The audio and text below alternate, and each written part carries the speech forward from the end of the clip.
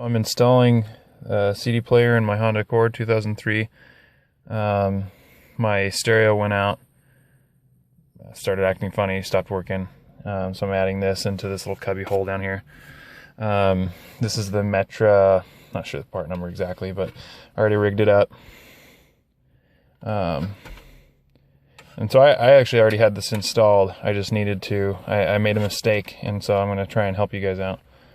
Keep you from making that same mistake. So you just rig this thing up. The instructions are pretty clear on how to put it in here.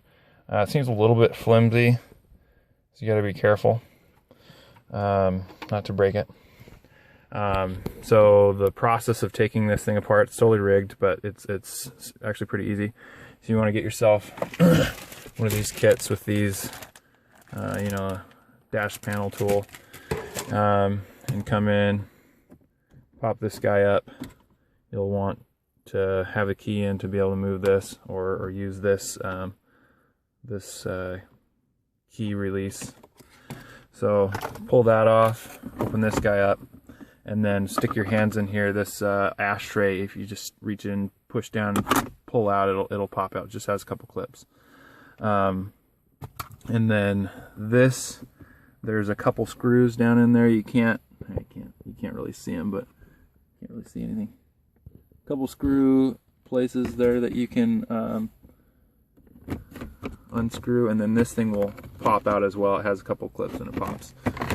So this pops out, and I just dangle it over the side like that.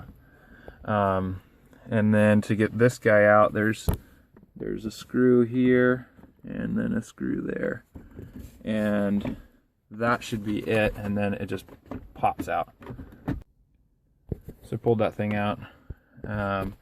Then there are a couple of screws to pull out this radio. You've got this spot here, and then another one here. And then this is probably the hardest part of everything, is getting this center panel off. I tried using these guys, and I kind of dented the molding here. So I had success when I used which tool? I used this one. Stick it about here, and it pops. Run it this way and pop, and then pop back here. So there's a pop, pop, pop, pop. And so then the hardest part is getting this guy off. And what I was successful in doing is reaching back here and pulling this way, pulling towards me, because there's a couple of clips in here that come out this way. And it takes a surprising amount of force. You can see the radio's still, yeah, it's totally jacking up. It takes a surprising amount of force, and it pops off, but made me uncomfortable doing it. I thought I was going to break something. So there's that, and then there's just 1, 2, 3 screws on this stereo to pull out. Also, up underneath here, there are some clips that hold it in, so you got to be careful not to break those as you're pulling this piece out as well. The cables into the unit are pretty tight, and so I had to pop this off. You should just use some needle nose pliers and pinch that to be able to get it out. It's I think it's right in here that it's being held. So that pops out, and then you can reach around and unseat that connector and that connector. You know, after doing this, I don't think you even need to pull this radio out. I think you get away with not even having to pull this off, because this connector, you can reach up underneath here and actually feel it in the back of the stereo and pop it out. This is the radio, or the radio antenna, and there was another pesky clip holding it in place. So it made a little bit, I had to undo that to give it some more length to actually be able to connect into it. So here's the cable assembly that I already put together.